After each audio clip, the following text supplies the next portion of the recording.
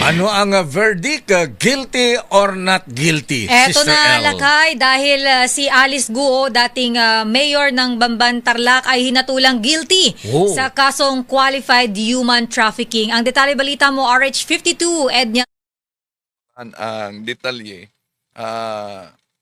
Kauulat lang mga kapatid na ngayong araw na ito, sa patong-patong na kaso ay hinatulang guilty beyond reasonable doubt sa Regional Trial Court si dating Bamban Mayor Alice Guo. Ito'y kaugnay sa human trafficking muna na kaso, no? At patong-patong pa ang kaso. Pero, alam niyo ba na siya sa pagtakbo noon sa pagkamayor ay inendorso para siya sa iglesia ni Felix Manalo. Ito ang kumakalat ngayon sa social media matapos napaulat na hinatulang guilty beyond reasonable doubt sa kasong human trafficking, lalo na yung mga kasama niya. Nagpapasalamat siya Mayo 6, taong 2022 sa tagapangasiwa sa Iglesia ni Cristo na si Ka Eduardo Manalo sa pagsuporta sa kanyang pagtakbo. Kung totoo itong sinusuportahan siya sa Iglesia ni Cristo, ang malaking tanong dito, ano ba ang batayan ng tagapangasiwa sa INC para ang isang kandidato sa politiko ay susuportahan? Bakit? Dahil sisilipin natin ang investigasyon sa Senado. Ginisa si Alice Guo noon. Ilan sa mga senador na nagisa sa kanya ay ang mga senadors din na suportado at inendorso sa Iglesia ni Kristong kay Felix Manalo. Na ngayon ay may mga kaso din kaugnay sa malawakang korupsyon sa ating bansa. Pagkatapos, itong mga minions niya na nagkomento sa ating Facebook page, sa ating YouTube channel, sabi, etong mga senadors na ito, mga katoliko ito, pero mga kurakot. Boy, nakalimutan nila. Nag-endorso sila. Ang tanong, anong oring espiritu ang bumubulong sa tagapangasiwa ninyo na nag-endorso sa ganitong ori ng mga kandidato? Talakayin natin ito.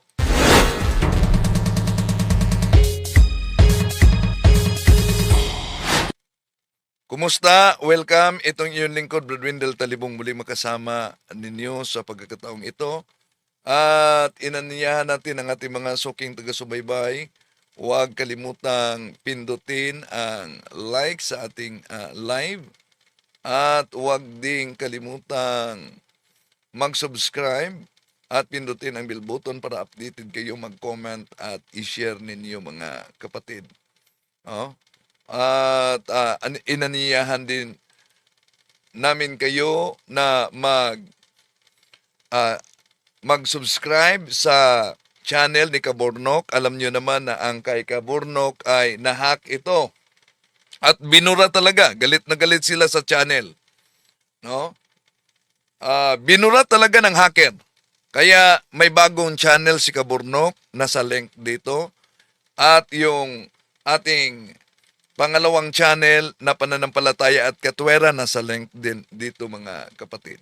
Now, ngayon, matapos na paulat na si Alice Guo ay nahatulan sa korte na guilty beyond reasonable doubt sa kaso muna ito, ha. Patong-patong ang kaso niya, pero ito, human trafficking. walang pagkakaiba kay Kibuloy, ano? May human trafficking. Pero, kung mapansin nyo, parang madali ang hatol na ilabas sa korte kaugnay kay Alice Go. How about kaya ang kay Kibuloy? Pakinggan muna natin itong ulat. Ano ang verdict? Guilty or not guilty? Eto Sister na, L. Lakay, dahil si Alice Guo, dating mayor ng Bamban, Tarlac, ay hinatulang guilty Oh. sa kasong qualified human trafficking. Ang detalye balita mo, RH52, Edniel Parosa. Edniel. Hinatulan ng makulong o sa hinatulan sa habang buhay na pagkakabilanggo itong si Dismiss Bamban Tarlac Mayor Alice Go at tatlong kapwa akusado kaugnay ng kasong human trafficking na nagugat sa illegal na pogo hub dito sa may bahagi ng Bamban Tarlac sa 111 pahinang desisyon na inilatag dito sa Pasig City RTC ay nahatulan ng guilty kasama ng parusang reklusyon perpetua at 2 milyong pisong fine sina Alice Go alias Go Waping, yung kanyang Chinese national name, kasama mga co-accused na sina Rachel Malonzo Carrion, J. Milin Cruz at Malaysian national na si Walter Wong Ron. Kasama rin Lakay at Sister L dito sa desisyon ng Korte sa Pasig ang tuluyang pagporpit sa kumpanya ng Baofu. Ito yung lugar kung saan itinayo itong scam hub dito sa bahagi ng Bamban Tarlac kung saan nga 800 Pinoy at foreign nationals ang na-rescue at na-aresto. Ginawa itong desisyon kahit teleconference lamang ang pagharap ni na Go Waping at iba pang kapwa akusado. 16 sila Lakay, 8 Pilipino at 8 foreign nationals ang humarap sa promulgation via teleconference order yan ng korte.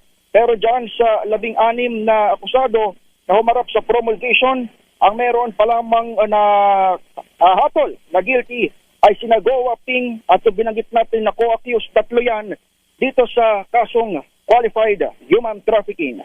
Ang tabayaran ng iba pang update mula rito sa Pasig City RTC Branch 167. Inantay pa natin ang paglabas ng mga opisyal ng pamahalaan at iba pang mga representante gaya ng legal counsel ni Go. At mamaya baka magbigay sila ng update Lakay. Edniel, dun sa hatol, ilang years na kulong? Lifetime ba yan? Reclusion perpetua Lakay. Ayan, Reclusion ayan, perpetua. lifetime nga. Habang Reclusion buhay. perpetua. Oo, wow. Oo. At saka yung Reclusion perpetua.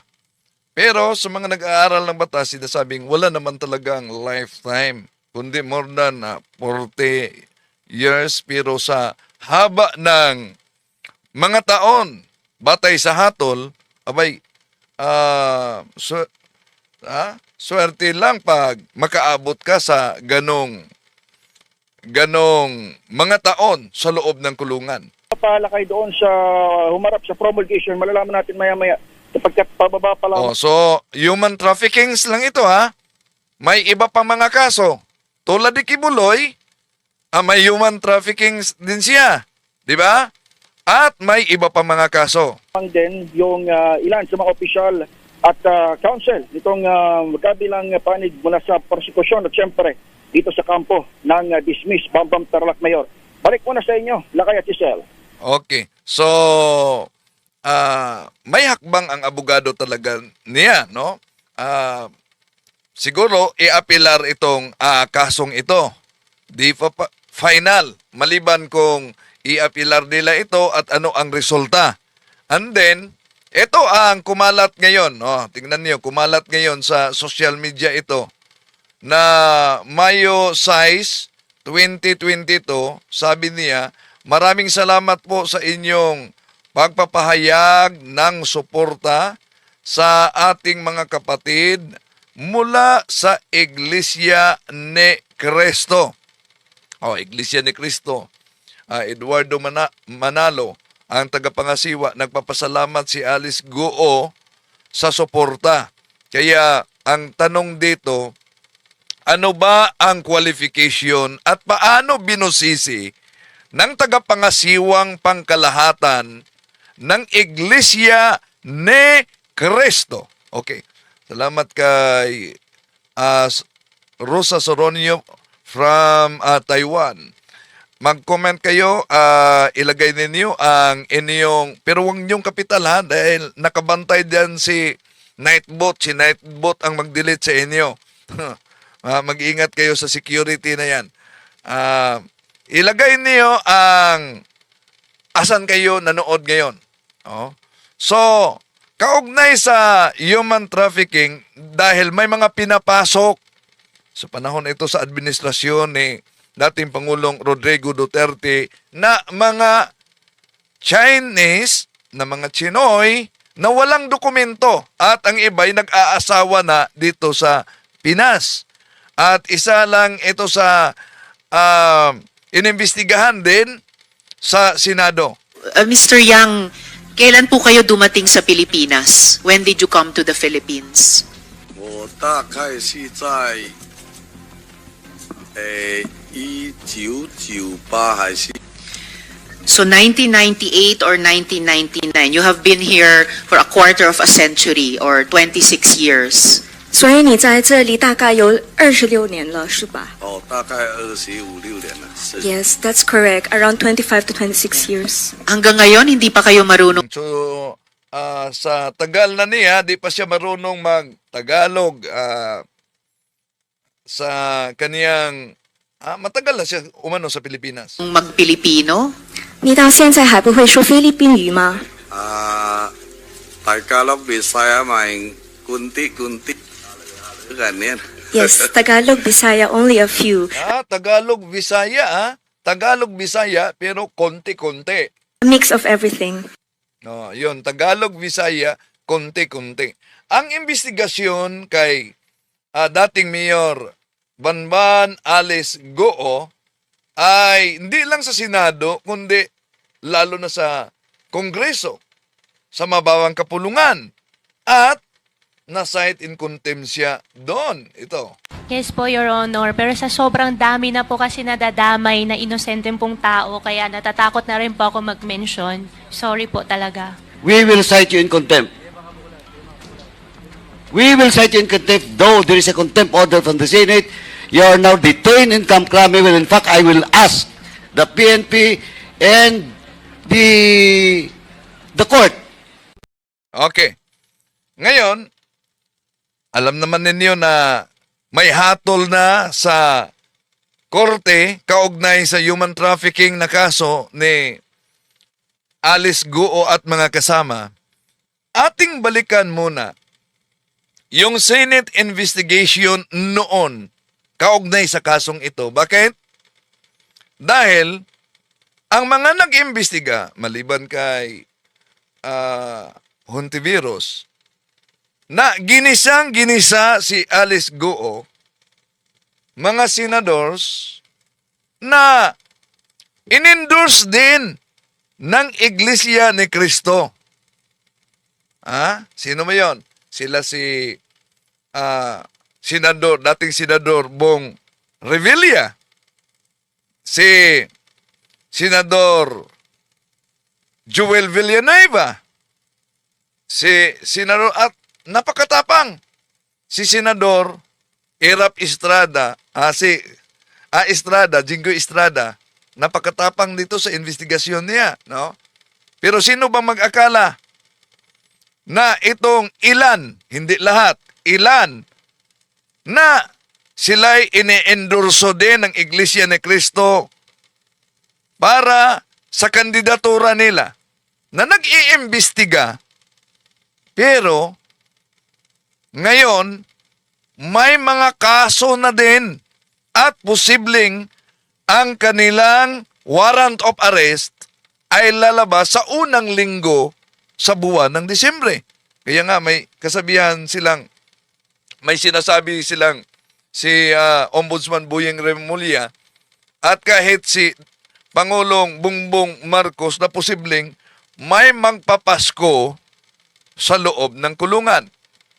Balikan muna natin, silipin muna natin yung hearing noon na inimbestigahan ang dating mayor na natanggal sa pagkamayor at ngayong araw na ito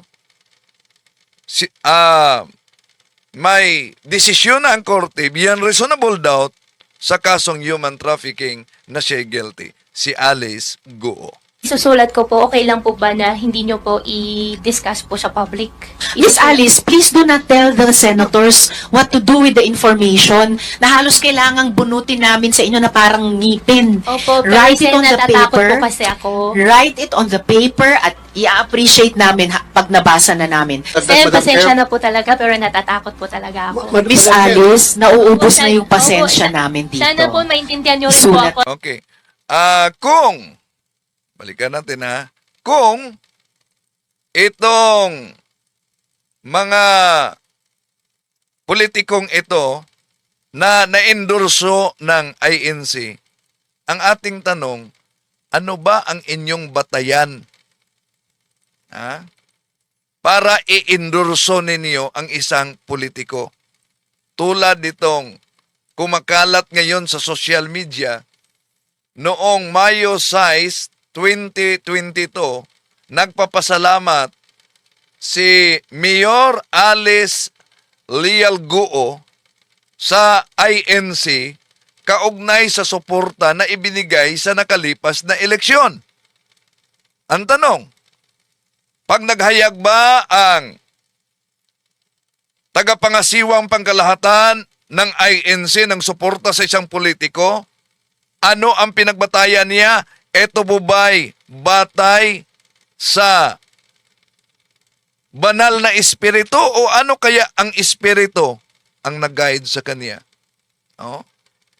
So si Banban, Mayor Alice Guo noon, nagpapasalamat. At dito, sa investigasyon na makita ninyo, ilang mga senadors dito na nag-iimbestiga kasama sa investigasyon ay in-endorse din. Kaya nga tuwang-tuwa si dating senador Bong Revilla dahil in-endorse siya sa INC. No? Kahit na nung nakalipas na eleksyon, hindi lang siya na nanalo. Dito makita natin ilang mga senadors na in-endorse din ng INC ang nag-isa sa mga katanungan kay Alice Guo. Pero ngayon, alam nyo naman siguro, may mga kaso din sila at naghihintay na lalabas ang warrant of arrest. Kaya, tanong, dahil sa pagputok nito mga kasong ito, lalo na sa malawakan na korupsyon, sa multong proyekto sa flood control. Yung mga ilang kaanib ng INC, alam nyo, tingnan nyo sa komento, pag tinalakay natin ang ganito. Ang kanilang depensa, mga Katoliko yan. No, mga Katoliko. Kung mga Katoliko, di ba ang doktrina ninyo? Doktrina ninyo, huwag makipaghalubilo sa mga taga-sanlibutan. Kung ang mga Katoliko para sa kanila ay taga-sanlibutan, at ang doktrina huwag makipaghalubilo sa taga-sanlibutan, bakit nag-endorse kayo ng politiko na hindi maliban lang ni Marcolita, kaanib ninyo si Marcolita. Pero, malaking issue din dahil ipapatawag na si Marcolita sa Commission on Election dahil sa hindi pagsabi sa katotohanan kung sino ang nagbigay pundo niya sa pagtakbo. Tatalakihin natin yan sa susunod. Dito muna tayo. Natatakot po ako talaga. Iniintindi ka namin at inaalam namin kung ano yung kinatatakutan mong sinasabi mong death threat, ayaw mo pang sabihin. Ngayon, mas simple, isulat sinong may-ari at facilitator sa yate at sabihin mo sa amin saan ka sumakay. Sen, gustong-gusto ko po talaga i-discuss. Pero natatakot po ako Gusto mo pala di i-discuss po sabihin mo sa amin. Nakakapikong ka na, ha? Yun, nagalit na si Jinggoy Estrada dito. So, galit na.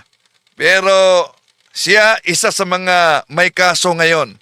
Nakakagigil ka na. Meron ka bang binigyan ng bribe, Miss Alice? Kasi narinig ko, pakinggan nyo narinig ko ang Zoom. Have you bribed any government official para dito sa pagtakas nyo sa Pilipinas? Wala po. Narinig ko yung halagang 200 So makita natin dito sa video na ito sa Senate investigation, nanggigigil si Jinggoy dito. million. Wala po. Ibang halaga? Wala po. Wala po akong alam na may ganung amount. Wala po. Kung totoong walang tumulong na Pilipino, sino nagbibigay ng instruction sa mga dayuhang kasama nyo? At sino nagbibigay ng instruction sa inyo? Tungkol doon sa, sabi mo kanina, usapan kung paano gagawin ang pagtakas nyo. Wala po ako nakitang Filipino. Wala rin pong tumulong po sa akin na Filipino po. Miss Alice, bago si Sen Joel, yung bawat ahensyang nandirito ngayon, So susunod na magtanong si Senador Joel Villanueva, isa din sa na-endorse na umano ito ng INC. Pero isa din ito sa kinasuhan ngayon. gumagawa ng sariling internal investigation nila. Hindi lang tungkol sa inyo, tungkol sa mga tao nilang posibleng tumulong sa inyo. Kapag hindi kayo nagsabi ng totoo sa amin tungkol sa mga tumulong sa inyo, pati dun sa internal investigation ng mga ahensya, madadawit kayo. Sen Madam Chair, Joel. just one question. So itong sinulat mong tao sa papel, bakit kanya tinutulong? Ito, si Senador Joel Villanueva. Di pa pumutok ang mainit na issue ngayon kaugnay sa Ghost Project sa flood control. Alam niyo naman, kasali siya sa kinasuhan. Alam niyang tatakas ka. Alam niyang puganti ka. Sen, siguro hindi ko po talaga siya may discuss lang po sa public. Kung bakit kanya tinutulungan? Hindi ko po lang po talaga siya may discuss. Kaya Pero pwede ko po i-discuss po sa inyo. Okay, sige. I will wait for that. But, Madam Chair. Wawaping, sino nagbayad nung mga travel mo? Libre ba to? Nung sumakay ka dun sa yate, sa big boat, sa small boat, libre lahat to? O magkano binayad mo per sakay mo kung hindi 200 million? Sen, wala pa akong binayaran po. So lahat libre. Wala pa akong binayaran po. Lahat libre.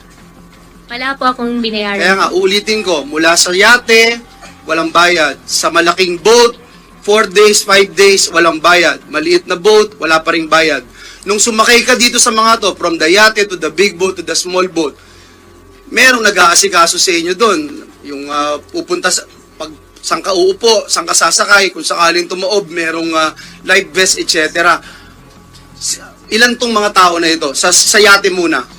Yung babae po ang kasama namin all the way po. Yeah, hanggang makarating ka doon sa dulo. Hanggang makarating po sa dulo. So siya yung laging lahat na nagpapacilitate itong Asyano na babae na ito, no? Babae po na Asian. Oo.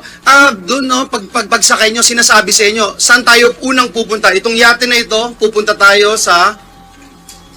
para doon sa malaking para sa malaking boat. Anong sabi sa iyo? Wala na pong mga ganun discussion po. Nung sumakay ka doon sa malaking boat at 4 na araw ka na doon sa maliit na kwarto, anong sabi sa iyo? Saan kayo pupunta? Bago po kami pinasok po doon sa maliit na room po, sinabi po sa amin, between 4 to 5 days po makakarating po. At saan kayo pupunta? Meron po siya na-mention po pero hindi ko po matandaan, pero not our country na po. Guwawaping, hindi naman po pwede na hindi mo alam kung saan kayo pupunta. Ikaw na nagsabi, gusto mo nang bumalik. Hindi po pwede yun na hindi mo alam saan kayo pupunta. Sen, pasensya na po talaga. Pinipilit ko na rin po yung sarili ko na ilabas po lahat, sabihin po sa inyo. Sana rin po na humihingi din po ako ng konting unawa din po sa inyo na paniwalaan nyo rin po. Wala po kang kaso na isinampa sa'yo dito sa pagtakas mo mula dito sa Pilipinas papuntang ibang bansa. Kaya siguro maintindihan mo rin kami. Pagkatapos mo kaming takasan, siguro maintindihan mo rin kami na mag-apila kami sa iyo, na hingi ng katotohanan, alam mo kung saan kayo pupunta. Alam mo kung saan ano yung talagang destination mo. Para i-meet itong mga taong i-meet mo at mamaya tatanungin ko yun. At saka Miss Alice, sinabi ni Miss Sheila noon, ikaw ang nagsasabi kapag aalis kayo at saan kayo pupunta. So alam nga namang pareho kayong di nyo alam kung saan kayo pupunta at okay lang sa iyo. Majority Leader, and then SP Pro Tem. One quick question kay Miss Alice. May tumulong ba sa'yo na mga tiga-immigration? Alam mo yung mga tiga-immigration? Immigration, wala po. Government officials, wala rin po. Filipino, wala po. Wala pong tumulong. Matanong ko lang, Madam Chair, si Commissioner Tansingco. Commissioner, kumakalat na po yung balita galing kay Secretary Remulla, your boss, na pinalitan na raw kayo. Is this correct? Good afternoon, Madam Chair. Good afternoon. Commissioner Tama Tansingco. ba yung Commissioner na Na-receive ko na. Bagong magtanong yung ilang mga senador na sinusuportahan ng ANC na may mga kaso din ngayon, no? May nabasa ako sino ba to? Microstral. Sabi niya, maraming politikong Katoliko, mga politikong Katolikong mangnanakaw sa kaban ng bayan. Patawa-tawa pa siya. Ikaw, sinong politiko ang ibinoto mo hindi mangnanakaw? Na kakahiya mga Katolikong mangnanakaw. Well, kung sundan natin ang pahayag ni San Ambrosio.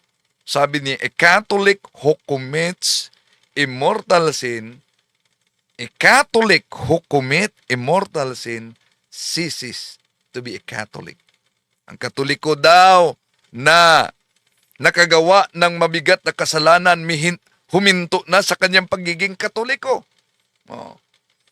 At kung ikay miyembro sa Iglesia ni Manalo, di ba, paborito, kung ikay miyembro sa Iglesia ni Manalo, paboritong ginagamit ng mga ministro sa paninira sa simbahang Katoliko ay ang aklat na pananampalataya ng ating mga ninuno ni James Cardinal Gibbon sa pahina 30, dahil ang nakasulat, nalulungkot kaming ipagtapat ng kabulukan sa moral ay malimit na nasusumpungan sa sinapupunan nito mga nagsasabing sila'y Katoliko.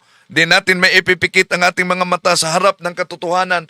Maraming nabubuhay na hindi ayon sa turo ng kanilang iglesia, kundi bagkos nagiging sanhi pa ng kalungkot-lungkot na iskandalo. Yon ang ginagamit ng mga ministro at kung tingnan natin ang konteksto, napakaganda ang pagkasulat ni Cardinal Gibbons. Pero, nang nasa kamay na ng mga ministro ni Felix Manalo para siraan ang simbahang Katoliko, ginagamit nila, sasabihin nila, inaamin ni Cardinal Gibbons, bulok na ang moralidad ng Katoliko.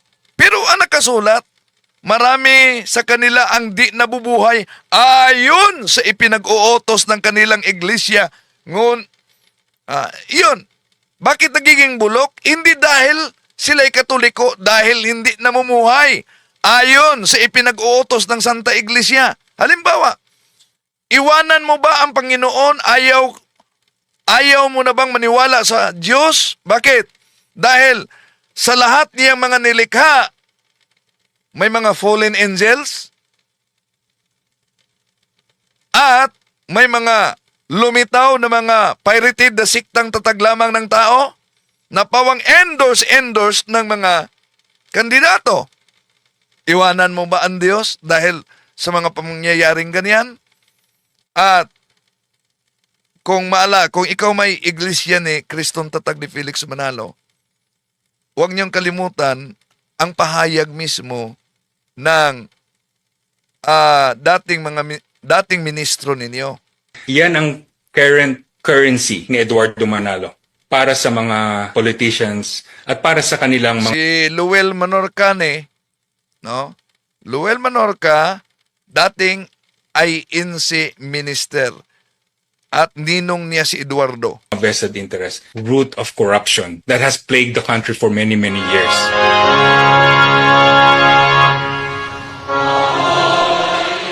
Because of the block voting of the church, it opened the door for unscrupulous people to exploit the unity of the unsuspecting church members.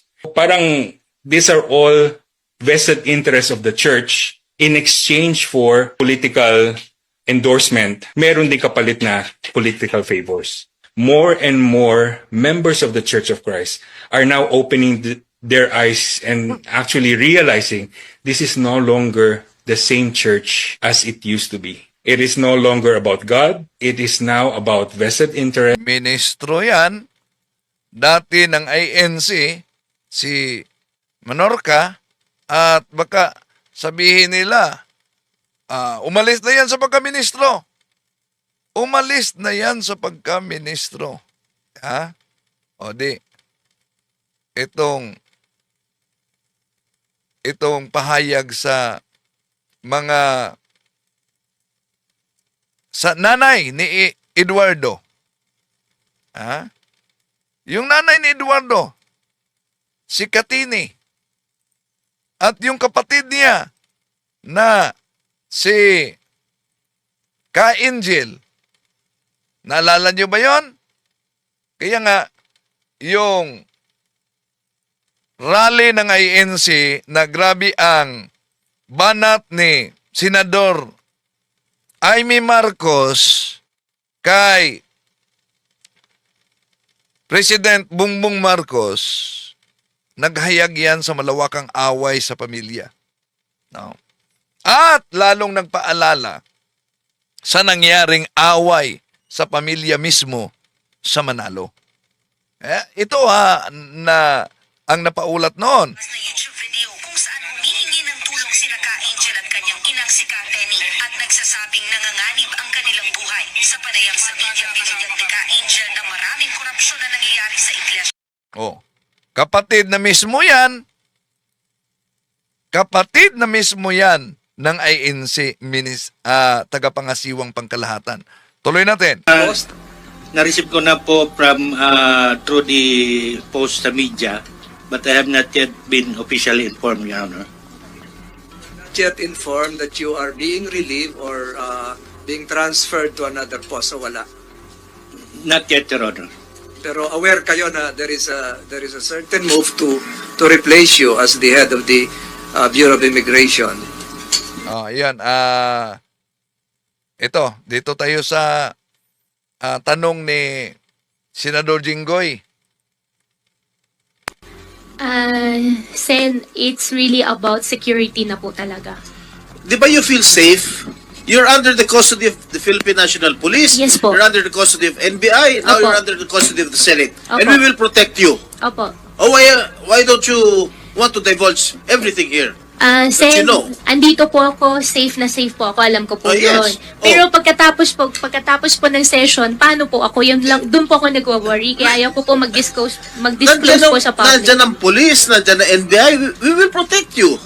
Just as long as you tell the truth.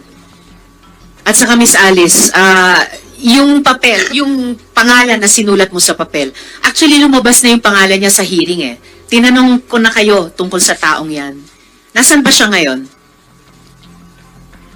As of today, hindi ko po alam na saan po Nasa siya. Taiwan, Madam Chair. Okay, SP Pro Tem. Okay, isa lang. Itong taong binanggit mo. In line with ano? Yes, oo. Itong taong sinulat mo, holder ng 5 passport to. Are you aware of it? Sen, hindi po ako aware na holder Yes, po eh. siya ng 5. Holder ng passport ng Kits, Nevis, China, Cyprus, Dominica, tsaka Cambodia. He's a holder of 5 passports. And based from the information I received, he's now in Taiwan. Now, please, ako nakikiusap ako sa iyo. Kami sa committee to nakikiusap sa iyo na magsabi ka lang ng buong katotohanan. We are here to ferret out the truth. The whole truth and nothing but the truth. May bahagi din dito na nagtanong si dating senador pa siya, Bong Revilla, at kasali siya na kinasuhan ngayon. Isa lang. Tumakas ka ba o itinakas ka? Anong difference? Ikaw ba yung tumakas, Miss Ikaw Alice? ba O yung taong tumakas ito o sa papel, itinakas ka? tinakas ka niya?